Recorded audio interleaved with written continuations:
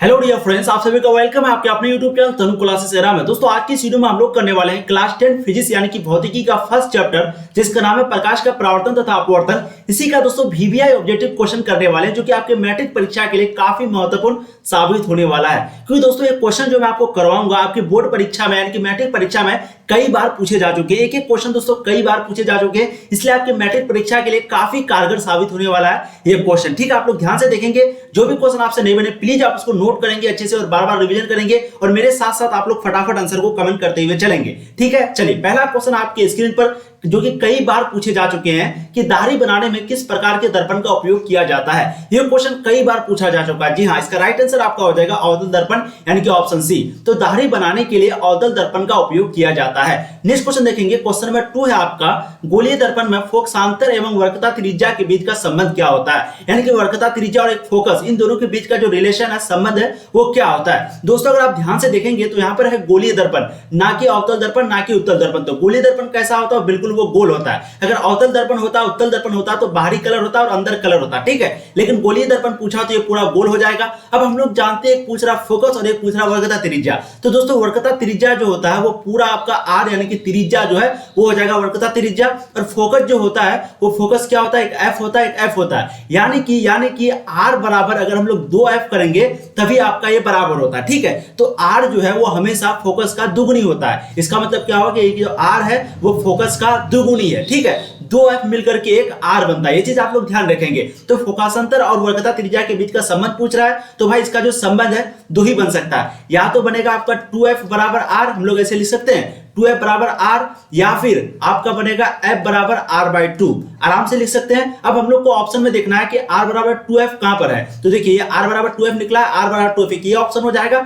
अब दूसरा चीज देखना है कि f बराबर r/2 कहां पर है। तो अगर आप ध्यान से देखेंगे तो यहां पर f बराबर r/2 है। स्मॉल और कैपिटल और आपको बिल्कुल भी ध्यान नहीं देना है। ये r जो है छोटा हो सकता है, छोटा लेटर यानी कि स्मॉल लेटर भी हो सकता है, कैपिटल लेटर भी हो सकता है। इसलिए दोस्तों इसका जो राइट आंसर आपका ए भी होगा और सी भी होगा। ठीक है, तो गोलीय दर्पण में फोकसांतर एवं वक्रता त्रिज्या के बीच का जो संबंध है ये दोनों है, मैंने आपको करके दिखाया। आप इनमें से इन दोनों में से कोई भी आंसर लगाएंगे बिल्कुल आपका करेक्ट आंसर होगा।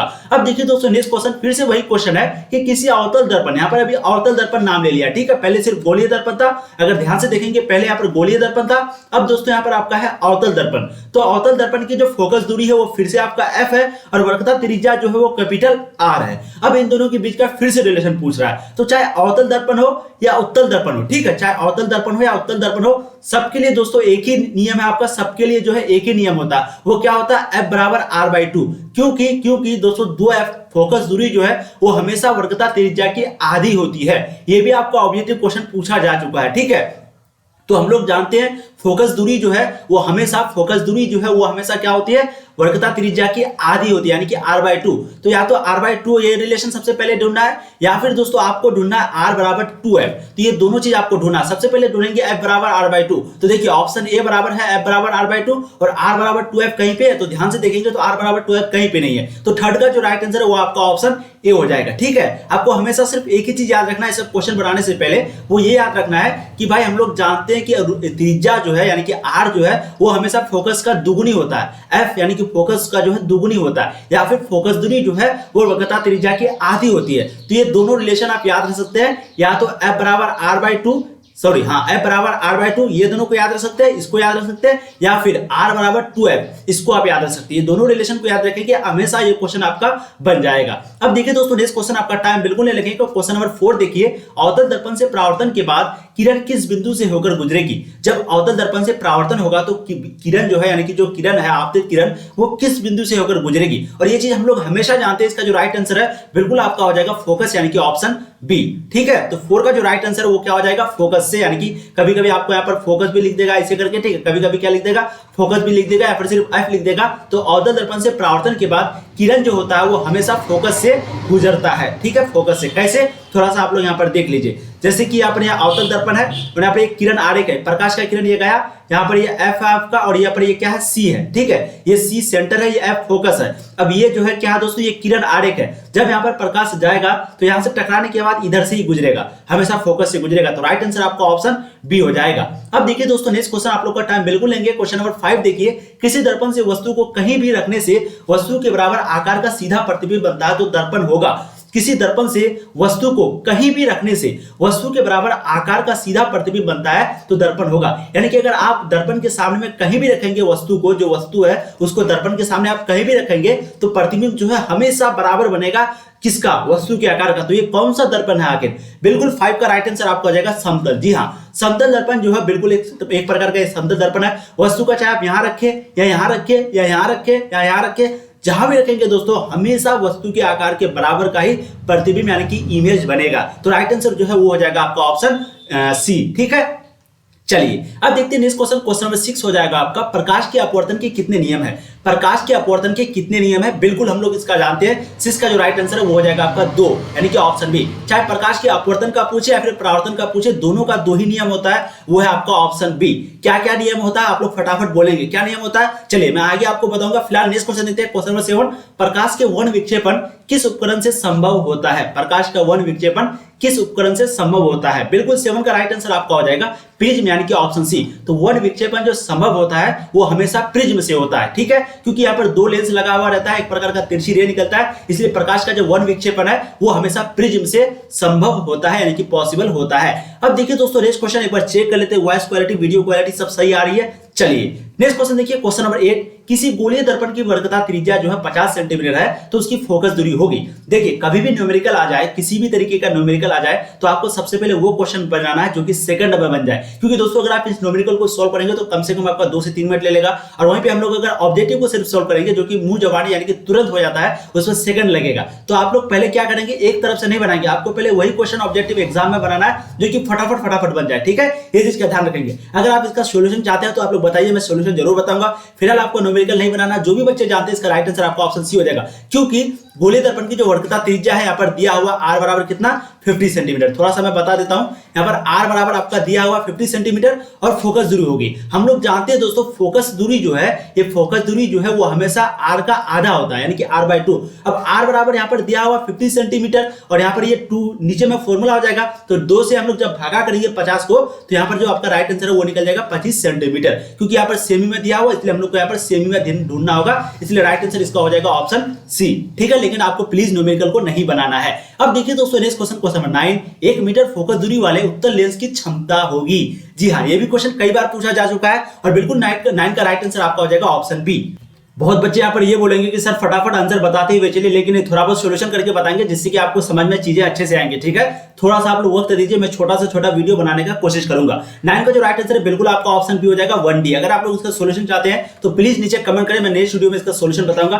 फिलहाल यहाँ पर नहीं करेंगे क्योंकि टाइम जो है बहुत ज्यादा लगेगा एक क्वेश्चन में। अब देखिए दोस्तों नेक्स्ट क्वेश्चन, क्वेश्चन नंबर 10, फिर से वही पूछा है कि किसी उत्तल लेंस की जो फोकस दूरी है वो हमेशा क्या होती है, पॉजिटिव होती है यानी कि धनात्मक होती है, या फिर ऋणात्मक होती है, या फिर धनात्मक और ऋणात्मक दोनों होती है। प्लस अगर आ जाए तो धनात्मक, माइनस आ जाए तो ऋणात्मक, या फिर ऋणात्मक और धनात्मक दोनों होती है, या फिर इन्फिनिटी यानी कि अनंत होती है। तो 10 का जो दोस्तों राइट आंसर है बिल्कुल आपका हो जाएगा पॉजिटिव, यानी कि हमेशा जो है उत्तल लेंस यहाँ पर ध्यान देंगे, अवतल लेंस होता है तो वो हमेशा पॉजिटिव और नेगेटिव दोनों होता है, लेकिन उत्तल लेंस का जो फोकस दूरी होता है वो हमेशा पॉजिटिव होता है। जी हाँ, क्योंकि अगर दोस्तों आप लोग यहाँ पर देखेंगे, मान लेते हैं अवतल दर्पण है और ये दोस्तों आपका यहाँ पर ये क्या है, एक प्रकार का प्रधान अक्ष है, और यहाँ पर हम लोग कोई वस्तु को रखे, वस्तु आपका ए, तो इसका जो प्रतिबिंब है वो हमेशा इधर बनता है, इस साइड में बनता है। इसलिए जो है यहाँ पर उत्तल लेंस का जो फोकस दूरी है वो हमेशा क्या कहा जाता है कि भाई यहाँ फोकस दूरी होगा, यहाँ पर सेंटर होगा और प्रतिबिंब जो है यहाँ इधर कहीं बना होगा, इसलिए फोकस दूरी जो है वो हमेशा पॉजिटिव होता है। ठीक है, इधर पॉजिटिव हो गया, इधर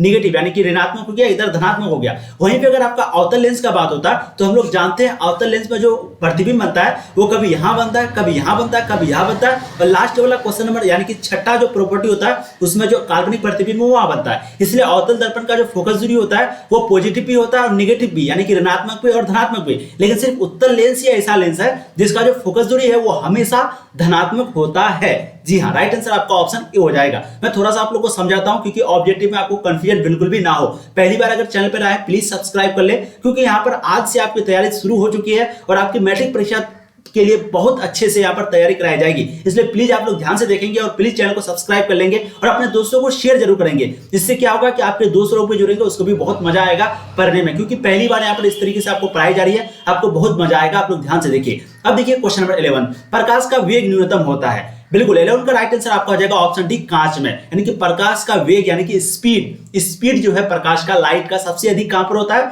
तो दोस्तों वो कांच में होता है यानी कि शीशा में होता है। अब देखिए नेक्स्ट क्वेश्चन, क्वेश्चन नंबर 12, निम्न में से कौन सा पदार्थ लेंस बनाने के लिए प्रयुक्त नहीं किया जाता है? ध्यान देंगे, नहीं किया जा सकता है, यहाँ पर किया जा सकता नहीं है, ठीक है।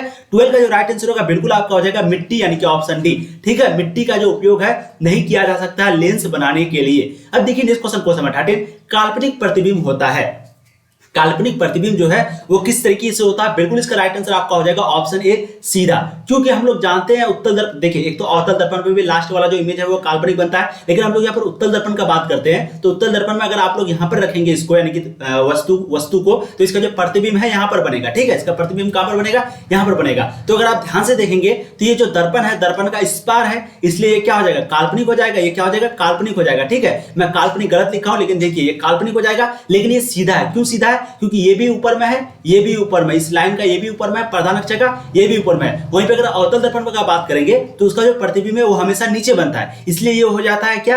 ये हो जाता है दोस्तों वास्तविक, लेकिन उल्टा। और अगर काल्पनिक आ जाए तो वो होता है सीधा। तो काल्पनिक प्रतिबिंब जो है वो हमेशा सीधा होता है और वास्तविक प्रतिबिंब जो है वो हमेशा उल्टा होता है। ध्यान देंगे आप लोग, ठीक है। 13 का जो राइट आंसर है बिल्कुल आपका ऑप्शन ए हो जाएगा सीधा। किस दर्पण से हमेशा वस्तु से छोटा प्रतिबिंब बनता है? कौन सा दर्पण है जिसमें प्रतिबिंब जो है यानी कि वस्तु जो है वो हमेशा प्रतिबिंब प्राप्त होता है, यानी कि छोटा प्रतिबिंब? कौन ऐसा दर्पण है जिसमें जो वस्तु है उससे हमेशा छोटा प्रतिबिंब प्राप्त होता है? बिल्कुल 14 का राइट आंसर आपका हो जाएगा उत्तल। जी हाँ, उत्तल दर्पण में जो है हमेशा जो वस्तु होता है वो यानी कि जो वस्तु होता है उसका प्रतिबिंब हमेशा वस्तु के आकार के छोटा होता है। मान लेते हैं आपका उत्तल है, अगर ये वस्तु इतना बड़ा है तो आपका जो प्रतिबिंब है इतना छोटा बनेगा। यही चीज यहाँ पर कह रहा है, तो राइट आंसर आपका ऑप्शन बी हो जाएगा उत्तल। इसी में ये घटना होती है। अब देखिए next question, question number 15, 4D क्षमता वाले अवतल लेंस की फोकस दूरी होगी। बिल्कुल इसका राइट आंसर आपका हो जाएगा 25 सेंटीमीटर यानी कि ऑप्शन बी, ठीक है। इसका भी सॉल्यूशन चाहे आप लोग फटाफट कमेंट कीजिएगा। अब देखिए नेक्स्ट क्वेश्चन, क्वेश्चन नंबर 16, किसी उत्तल लेंस का फोकसांतर जो है वो 50 सेंटीमीटर है तो उसकी क्षमता होगी। देखिए 16 का जो राइट आंसर होगा वो हो जाएगा आपका ऑप्शन डी +2D। इन सभी का अगर सॉल्यूशन चाहते हैं प्लीज कीजिए, बताइएगा आप लोग नीचे में कमेंट में। बाकी ये क्वेश्चन जो है बहुत इजी है, लेकिन आपको प्लीज नहीं बनाना फटाफट, क्योंकि आपको पहले वो क्वेश्चन बनाना है जो कि तुरंत बन जाए। जैसे कि ये क्वेश्चन, किसी दर्पण से वस्तु का बड़ा प्रतिबिंब बनता है, यानी कि कौन ऐसा दर्पण है जिसमें वस्तु का बड़ा प्रतिबिंब, यानी कि वस्तु है उससे हमेशा प्रतिबिंब जो है बड़ा भी प्राप्त होता है और छोटा भी। यहाँ पर सिर्फ ये पूछ रहा है कि वस्तु से बड़ा प्रतिबिंब किस दर्पण में प्राप्त हो सकता है। 17 का जो राइट आंसर है बिल्कुल आपका हो जाएगा अवतल। मैंने आपको शुरू में बताया, समतल दर्पण में हमेशा जो प्रतिबिंब होता है वो छोटा होता है, किससे? अपने वस्तु से। लेकिन अवतल दर्पण में छोटा भी होता है कभी कभी वस्तु के आकार के, कभी कभी बड़ा भी होता है। तो इसका राइट आंसर यहाँ पर आपका ऑप्शन बी हो जाएगा। अब देखिए next question, question number 18, 2D क्षमता वाले लेंस का फोकसांतर होगा। 18 का जो राइट आंसर है बिल्कुल आपका हो जाएगा 30 सेंटीमीटर यानी कि ऑप्शन बी। तो 2D क्षमता वाले लेंस का जो फोकसांतर है वो क्या हो जाएगा? 30 सेंटीमीटर। अब देखिए नेक्स्ट क्वेश्चन, इन सभी का सॉल्यूशन अगर चाहते हैं, 4 क्वेश्चन आ चुका है, तो प्लीज नीचे में कमेंट करेंगे। अब देखिए प्रकाश के परावर्तन के कितने नियम है? मैंने आपको कहा चाहे अपवर्तन आ जाए चाहे परावर्तन आ जाए, इसका हमेशा 2 ही नियम होता है। तो राइट आंसर आपका ऑप्शन बी हो जाएगा 2 नियम, ठीक है। प्रकाश के परावर्तन के 2 नियम होते हैं। नेक्स्ट क्वेश्चन देखिए, समतल दर्पण द्वारा बना जो प्रतिबिंब होता है वो हमेशा कैसा होता है? वास्तविक, काल्पनिक या फिर दोनों? तो 20 का दोस्तों राइट आंसर जो है वो आपका हो जाएगा काल्पनिक यानी कि ऑप्शन बी। एक चीज आप लोग ध्यान रखेंगे, चाहे उत्तल दर्पण हो या फिर समतल दर्पण हो, इन दोनों में जो प्रतिबिंब बनता है वो हमेशा कैसा बनता है? काल्पनिक बनता है। ध्यान देंगे आप लोग, क्या बनता है? काल्पनिक बनता है। चाहे उत्तल दर्पण हो चाहे उत्तल दर्पण हो चाहे समतल दर्पण हो, ठीक है। लेकिन वहीं पे अगर अवतल दर्पण का बात करेंगे तो इसमें काल्पनिक भी बनता है और वास्तविक बनता है, ठीक है। काल्पनिक जो है वो हमेशा सीधा होता है और वास्तविक जो है वो हमेशा उल्टा होता है, हमेशा, ठीक है। तो 20 का जो राइट आंसर है बिल्कुल आपका ऑप्शन बी हो जाएगा। अब देखिए नेक्स्ट क्वेश्चन, क्वेश्चन नंबर 21, जब प्रकाश किरण हवा से कांच में प्रवेश करता है, एंट्री करता है, तो वो मुड़ जाती है। यानी कि सिंपली आपको कह रहा है, जैसे कि मान लेते हैं यहाँ पर ये दिया हुआ है, ऊपर में क्या है कि भाई ये हवा है, ऊपर में क्या है? ये हवा है, ऊपर में जो है आपका हवा है और नीचे में क्या है? ये कांच है। ये क्या है? कांच है। अब यहाँ पर पूछ रहा है कि जब प्रतिबिंब यानी कि किरण जो है, प्रकाश का किरण, वो यहाँ पर एक मान लेते हैं अभिलंब है, ये हवा है, ये कांच है, ठीक है। जब प्रकाश की किरण कांच में प्रवेश करता है यानी कि एंट्री करता है, तो जो प्रकाश की किरण होती है वो मुड़ेगी, किधर मुड़ेगी? अभिलंब से दूर मुड़ेगी या अभिलंब के ओर मुड़ेगी? हम लोग जानते हैं हवा जो है वो विरल माध्यम है और कांच जो है वो सघन माध्यम है। और कोई भी प्रकाश की किरण आए, मान लेते हैं प्रकाश की किरण यहाँ पर आ रहा है, तो ये प्रकाश की किरण जब इधर से जाएगा तो ये हमेशा कांच की ओर मुड़ेगा। क्यों मुड़ेगा दोस्तों? क्योंकि जब विरल माध्यम से सघन माध्यम की ओर कोई भी प्रकाश की किरण जाएगा तो वो हमेशा प्रतिबिंब की ओर मुड़ेगा, अभिलंब की ओर वो मुड़ेगा, ठीक है। ये चीज ध्यान रखेंगे। ये आपका क्या? अभिलंब है। ध्यान दीजिए आप लोग यहाँ पर थोड़ा सा मैं आपको समझाने का कोशिश करता हूं। ये आपका जो है अभिलंब है, ये आपका हवा है जो कि है विरल माध्यम, जो कि है विरल, और यहाँ पर ये जो है आपका है सघन। ठीक है, और हम लोग जानते हैं जब भी प्रकाश की किरण विरल माध्यम से सघन माध्यम की ओर जाएगा तो जो प्रकाश की किरण होती है वो अभिलंब की ओर मुड़ेगा, यानी कि अभिलंब की ओर मुड़ेगा। और जब प्रकाश की किरण सघन माध्यम से विरल माध्यम में जाएगा तो ये हमेशा अभिलंब से दूर जाएगा। अब यहाँ पर पूछ रहा है कि भाई हवा जो है वो विरल माध्यम है और कांच जो है वो सघन माध्यम है, और हम लोग जानते हैं जब विरल से सघन में जाएगा तो वो अभिलंब की ओर मुड़ेगा, तो अभिलंब के समांतर हो गया, अभिलंब के निकट। तो राइट आंसर 21 का जो है वो हो जाएगा आपका ऑप्शन बी। मैं आपको पूरा समझाने का कोशिश करता हूं, ठीक है। और जब भी अगर कांच से उल्टा होता है, अगर मान लेते हैं यहाँ पर क्वेश्चन होता कि प्रकाश की किरण कांच से हवा में जा रही है तो यहाँ पर जो है वो हो जाएगा अभिलंब से दूर, तो राइट आंसर जो है वो आपका ऑप्शन ए हो जाता। लेकिन यहाँ पर क्या पूछ रहा है कि प्रकाश की किरण जो है वो विरल माध्यम से सघन माध्यम में प्रवेश किया, यानी कि हवा से कांच में प्रवेश किया, इसलिए यहाँ पर होगा अभिलंब की ओर मुड़ता है। राइट आंसर आपका हो जाएगा अभिलंब से निकट, अभिलंब के निकट। राइट आंसर 21 का क्या हो जाएगा ऑप्शन बी। ठीक है, आप लोग को समझ में आ रही चीज है। अब देखिए इस क्वेश्चन नंबर 22, किसी दर्पण से आप चाहे कितनी दूरी पर खड़े हो आपका जो प्रतिबिंब है वो सदैव सीधा प्रतीत होता है, क्यों? यानी कि वो दर्पण कौन सा है, सिंपली आपको ये क्वेश्चन पूछ रहा है। चाहे आप कितनी भी दूरी पर हो आपका जो प्रतिबिंब है वो हमेशा सीधा होता है। आखिर ऐसा कौन सा दर्पण में होता है? 22 का जो राइट आंसर होगा बिल्कुल आपका हो जाएगा या तो वो समतल होगा या तो वो उत्तल होगा। ठीक है, राइट आंसर आपका ऑप्शन बी। बहुत लोग यहाँ पर क्या करते हैं, केवल समतल लगाते हैं 22 का, नहीं, आपको लगाना है या तो वो समतल भी हो सकता है या फिर उत्तल भी। राइट आंसर आपका ऑप्शन बी हो जाएगा क्वेश्चन नंबर 22 का। अब देखिए इस क्वेश्चन नंबर 23, फोटोग्राफिक कैमरा का अभिदृश्यक होता है। फोटोग्राफी जो कैमरा है उसका जो अभिदृश्यक होता है वो उत्तल लेंस का बना होता है, अवतल लेंस का, या फिर उत्तल दर्पण या फिर अवतल दर्पण। तो एक चीज तो प्लीज आप लोग क्लियर माइंड में बैठा लीजिए, फोटोग्राफिक कैमरा वगैरह में जो है वहां पर लेंस का ही प्रयोग होता है, क्योंकि दर्पण का काम क्या होता है, जैसे मान लीजिए दर्पण है तो इधर यहाँ पर ये रंग किया हुआ होगा तभी आपका जो है प्रतिबिंब दिखेगा, लेकिन लेंस पर रंग किया हुआ नहीं होता है। ठीक है, लेंस में जो है कोई भी रंग नहीं होता है, इसलिए 23 का जो राइट आंसर है बिल्कुल आपका हो जाएगा उत्तल लेंस, यानी कि ऑप्शन ए उत्तल लेंस। ठीक है, फोटोग्राफिक कैमरा में अभिदृश्यक जो होता है वो उत्तल लेंस का बना होता है।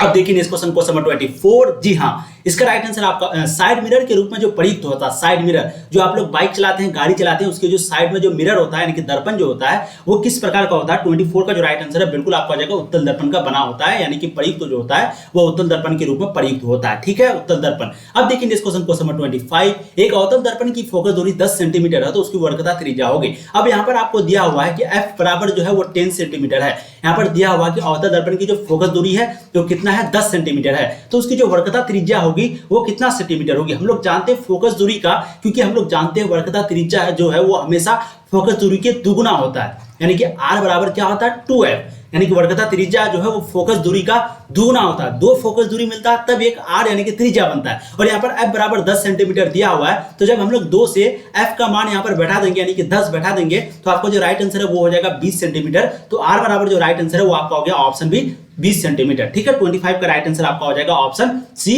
20 सेंटीमीटर, क्योंकि अवतल दर्पण की फोकस दूरी यहाँ पर दिया हुआ है और वर्गता त्रिज्या जो है वो हमेशा दुगुनी होती है। 25 का राइट आंसर क्या हो जाएगा? Option B. ध्यान देंगे आप लोग। ठीक है, अब देखिए नेक्स्ट क्वेश्चन।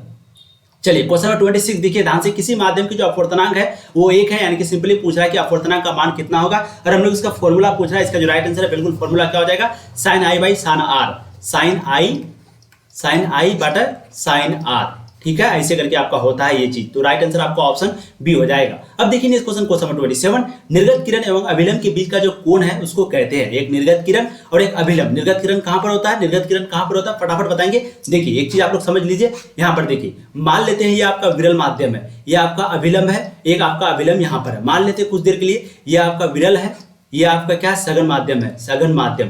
विरल माध्यम में हवा मान लेते हैं, सघन माध्यम में आपका कांच मान लेते हैं, फिर से आपका एक विरल माध्यम आ गया जो कि आ गया आपका क्या वाटर, या फिर मान लेते हैं फिर से हवा आ गया। तो जब प्रकाश की किरण यहाँ आएगी तो ऑटोमेटिक बात है भाई, विरल से जब सघन में जाएगा तो थोड़ा सा मुड़ेगा अभिलंब की ओर, फिर अभिलंब की ओर मुड़ेगा, फिर यहाँ आएगा, और यहाँ पर एक अभिलंब खींच लेते हैं। फिर जब अभिलंब से दूर जाएगा, फिर क्योंकि यहाँ पर सघन ये विरल माध्यम है, सघन से विरल जाएगा तो अभिलंब से दूर, और विरल से सघन आएगा तो अभिलंब की ओर आएगा। ठीक है, तो जब यहाँ से जाएगा तो ये जो है आपका निर्गत किरण हो जाएगा, ये क्या हो जाएगा? निर्गत किरण। तीसरी बार में निर्गत किरण कोण हो जाता है। तो निर्गत कोण एवं अभिलंब के बीच का जो कोण है उसको क्या कहते हैं भाई? बिल्कुल 27 का राइट आंसर क्या हो जाएगा? जी हाँ, इसका राइट आंसर हो जाएगा निर्गत किरण एवं अभिलंब के बीच को कोण कहते हैं। एक निर्गत किरण हो गया, एक अभिलंब हो गया, इन दोनों के बीच का जो कोण को कहेंगे वो क्या कहेंगे? परावर्तन कोण कहेंगे, अपवर्तन कोण कहेंगे, क्या कहेंगे? बहुत लोग हैं यहाँ पर जो आंसर लगाएंगे वो जानते हैं क्या लगाएंगे? निर्गत कोण। देखिए वीडियो थोड़ा लंबी बन रही है बट आप लोग समझिए। बहुत लोग यहाँ पर क्या लगाएंगे कि निर्गत किरण है और अभिलंब है, इन दोनों के बीच का जो कोण होता है वो क्या होगा भाई, वो निर्गत कोण होगा, लेकिन ऐसा नहीं है। अगर आप यहाँ पर ध्यान से देखेंगे तो ये देखिए यहाँ पर ये विरल है। मैं इसको कलर को थोड़ा चेंज करता हूँ, आपको समझाने का बिल्कुल कोशिश करता हूँ, ठीक है। आप यहाँ पर ध्यान से देखेंगे ये आपका जो है एक प्रकार का किरण है, फिर यहाँ पर ये आपका एक किरण है और ये अभिलंब की ओर मुड़ा, फिर यहाँ से आपका ये एक विरल माध्यम है। तो मैंने क्या कहा, ये भी विरल माध्यम है और ये भी विरल माध्यम है। अब अगर आप लोग एक चीज बताइए, अगर एक ही माध्यम में कोई चीज होता है, जैसे प्रकाश के यहाँ पर परावर्तन का नियम लेते हैं, एक इधर से आया एक इधर से गया, ये अभिलंब है, तो ये क्या है, ये भी विरल माध्यम है, ये भी विरल माध्यम है, ये दोनों विरल माध्यम है, और यहाँ पर भी ये भी विरल माध्यम है, ये भी विरल माध्यम है। तो एक चीज आप लोग बताइए, जब यहाँ पर प्रकाश का किरण यहाँ पर आया तो इसको हम लोग क्या कहेंगे, आपतन कोण कहेंगे, इसको क्या कहेंगे, आपतन कहेंगे। और यहाँ पर अगर ये किरण होगा तो इसको क्या कहेंगे, अपवर्तन कहेंगे, परावर्तन कोण कहेंगे, सॉरी परावर्तन कहेंगे। तो एक चीज अगर आप लोग ध्यान से देखेंगे तो ये विरल माध्यम में ये घटना हुआ, इसलिए इसको आपतन कहे, इसको परावर्तन कहे। वही चीज यहाँ पर हो रहा है, ये आपका क्या विरल माध्यम है, ये भी आपका विरल माध्यम है। यहाँ पर माध्यम सेम है, तो ये प्रकाश का अपवर्तन है, यानी कि प्रकाश का किरण आया, और अगर आप यहां से देखेंगे तो प्रकाश का किरण गया। इस चीज को अगर हम लोग यहाँ पर उल्टा करेंगे तो इस तरह का कुछ इस प्रकार का होगा, इसलिए इसको हम लोग कहेंगे परावर्तन कोण, यानी कि ऑप्शन बी। अगर आप लोग को समझ में नहीं आया तो आप लोग कमेंट कीजिए, मैं नेक्स्ट वीडियो में अच्छे से समझाने का कोशिश करूंगा। लेकिन 27 का जो आपको राइट आंसर लगाना है वो लगाना है परावर्तन कोण, यानी कि ऑप्शन बी। निर्गत किरण एवं अभिलंब के बीच का जो कोण होता है वो परावर्तन कोण होता है, लेकिन बहुत बच्चे जल्दी जल्दी में ऑप्शन सी निर्गत कोण लगा देते हैं, जो कि आप लोग को ये गलती नहीं करनी है, ठीक है। चलिए अब देखते हैं नेक्स्ट क्वेश्चन। क्वेश्चन नंबर हो जाएगा आपका 28। अवतल लेंस का आवर्धन बराबर होता है, सिंपली फॉर्मूला पूछ रहा है, इसका जो राइट आंसर है वो आपका हो जाएगा V बटा U, यानी कि ऑप्शन डी, ठीक है। अब देखिए नेक्स्ट क्वेश्चन, क्वेश्चन नंबर 29। सरल सूक्ष्मदर्शी में किसका उपयोग होता है, सरल सूक्ष्मदर्शी में किसका उपयोग होता है, बिल्कुल 29 का राइट आंसर आपका ऑप्शन डी हो जाएगा, उत्तल लेंस। सरल सूक्ष्मदर्शी में किसका उपयोग होता है, उत्तल लेंस का उपयोग होता है, ऑप्शन डी आपका राइट आंसर हो जाएगा क्वेश्चन नंबर 29 का। अब देखिए नेक्स्ट क्वेश्चन, क्वेश्चन नंबर 30। किस लेंस के द्वारा सिर्फ काल्पनिक प्रतिबिंब प्राप्त होता है, काल्पनिक प्रतिबिंब किस लेंस के द्वारा प्राप्त होता है। 30 का जो राइट आंसर है बिल्कुल आपका हो जाएगा उत्तल लेंस। मैंने आपको शुरू में कहा था काल्पनिक प्रतिबिंब जो है वो उत्तल लेंस के द्वारा प्राप्त होता है, क्योंकि यहाँ पर आपका समतल दिया हुआ नहीं है, समतल दिया हुआ रहता तो फिर आपका दोनों होता है, ठीक है। और अवतल दर्पण से दोनों प्रकार का प्रतिबिंब होता है, काल्पनिक भी और वास्तविक भी, इसलिए अवतल दर्पण तो कभी आंसर नहीं होगा, एक उत्तल होगा एक समतल होगा। यहाँ पर सिर्फ उत्तल दिया हुआ, इसलिए हम लोग राइट आंसर आपका ऑप्शन ए हो जाएगा, उत्तल लेंस के द्वारा काल्पनिक प्रतिबिंब प्राप्त होता है। नेक्स्ट क्वेश्चन की क्वेश्चन नंबर 31। एक उत्तल लेंस होता है, एक उत्तल लेंस होता है, बिल्कुल 31 का जो राइट आंसर है ये एनसीईआरटी का क्वेश्चन है, बिल्कुल आपका इसका राइट आंसर क्या हो जाएगा, किनारों की अपेक्षा बीच में मोटा। उत्तल लेंस जो होता है वो कुछ इस प्रकार का होता है, उत्तल लेंस क्या होता है, कुछ इस प्रकार का। अगर आप लोग ध्यान से देखेंगे तो किनारों की अपेक्षा बीच में मोटा, यहाँ पर पतला है, यहाँ पर भी पतला है, लेकिन यहाँ पर मोटा। लेकिन वहीं पे अगर हम लोग अवतल लेंस का बात करेंगे तो ये कुछ इस प्रकार का होता है, ठीक है, ये कुछ इस प्रकार का होता है, बीच में जो है पतला होता है और किनारों में जो है मोटा होता है। तो दोनों तरह का क्वेश्चन आपको आएगा। यहाँ उत्तल लेंस है तो उत्तल लेंस जो है कुछ इस प्रकार का होता है, ठीक है, किनारों की अपेक्षा बीच में मोटा। राइट आंसर क्या हो जाएगा 31 का आपका ऑप्शन सी। अब देखिए नेक्स्ट क्वेश्चन, क्वेश्चन नंबर 32। किसी बीम का वास्तविक तथा समान आकार का प्रतिबिंब प्राप्त करने के लिए बीम को उत्तल लेंस के सामने कहां रखें, यानी कि एक तो वास्तविक हम लोगों को चाहिए और एक समान चाहिए, यानी कि आकार जो है वो बराबर होना चाहिए और वो वास्तविक होना चाहिए। तो प्रतिबिंब ऐसा प्राप्त करने के लिए हम लोग को कौन सा लेंस का प्रयोग करना पड़ेगा, सॉरी वस्तु को जो है कहां पर रखना पड़ेगा। तो देखिए इसका जो 32 का जो राइट आंसर है बिल्कुल आपका हो जाएगा फोकस दूरी की दुगुनी पर, यानी कि मान लेते फोकस दूरी यहाँ है तो इसकी दुगुनी यानी कि वक्रता केंद्र पर, ऑप्शन सी वक्रता केंद्र पर अगर हम लोग प्रतिबिंब को रखेंगे, मान लेते हैं आपका ये लेंस लेते हैं, ये आपका लेंस लेते हैं, ठीक है, और यहाँ पर आपका सी है, यहाँ पर एफ है। जब हम लोग वस्तु को यहाँ पर रखेंगे, सी पर रखेंगे, तो वस्तु का जो आकार है वो आपका किस प्रकार बनेगा दोस्तों, वो आपका समान आकार का बनेगा। इसीलिए इसको हम लोग बोलते हैं 2f, यानी कि फोकस दूरी की दुगुनी, क्योंकि मैंने आपको कहा ये फोकस दूरी एक f यहाँ होता है और एक f यहाँ होता है, तो जब हम इन दोनों f को जोड़ेंगे तो 2f हो जाएगा। इसका मतलब क्या, फोकस दूरी का दुगुनी। तो राइट आंसर क्या हो जाएगा, ऑप्शन बी फोकस दूरी की दुगुनी पर। मैं आपको बहुत अच्छे से समझाने का कोशिश करता हूँ, वीडियो लंबी बन रही है बट मैं सोचता हूँ कि नहीं आपको समझ में आनी चाहिए, चाहे थोड़ा सा टाइम क्यों ना लग जाए। अब देखिए नेक्स्ट क्वेश्चन, क्वेश्चन नंबर 33। किसी बीम का अवतल दर्पण द्वारा बना प्रतिबिंब आभासी, सीधा तथा बीम से बड़ा पाया जाता है, तो वस्तु की स्थिति जो है कहाँ होनी चाहिए। ध्यान से देखेंगे प्रतिबिंब जो है वो सबसे पहले आभासी है, यानी कि काल्पनिक है। दूसरा चीज है भाई सीधा है, काल्पनिक रहेगा तो सीधा होगा ही, वास्तविक रहता तो उल्टा होता है, ये भी बिल्कुल सही बात है। और हमेशा वस्तु से जो है बड़ा पाया गया, वस्तु से बड़ा पाया गया। तो 33 का जो राइट आंसर है बिल्कुल आपका हो जाएगा दर्पण के ध्रुव तथा मुख्य फोकस के बीच, क्योंकि हम लोग जानते हैं एक चीज, अवतल दर्पण पर अगर आप लोग ध्यान से नजर डालेंगे, अवतल दर्पण पर अगर आप लोग यहाँ पर नजर डालेंगे अवतल दर्पण पर, ठीक है, तो ये हो गया F। जब हम लोग वस्तु को यहाँ पर रखेंगे तो वस्तु का जो प्रतिबिंब है वो बहुत ज्यादा बड़ा प्रतिबिंब बनता है, सबसे पहली बात। दूसरा, ये काल्पनिक बनता है, क्योंकि इसको अगर इधर हम लोग को खींचना पड़ता है, इधर खींचना पड़ता है, तो ये काल्पनिक बन गया। और एक दूसरा चीज क्या है, वो आभासी। काल्पनिक है यानी कि आभासी है, और काल्पनिक है तो वो सीधा है। तो राइट आंसर जो है वो आपका हो जाएगा, क्या हो जाएगा दोस्तों, 33 का। बिल्कुल इसका राइट आंसर हो जाएगा दर्पण के ध्रुव, यानी कि ये हो गया आपका ध्रुव और हो गया दर्पण के मुख्य फोकस, ये हो गया आपका फोकस। ध्रुव और फोकस, इन दोनों के बीच अगर वस्तु को हम लोग कहीं भी रखेंगे तो इसका जो वस्तु का जो स्थिति है वो बनेगा किस प्रकार का, आभासी, सीधा और वस्तु से बड़ा।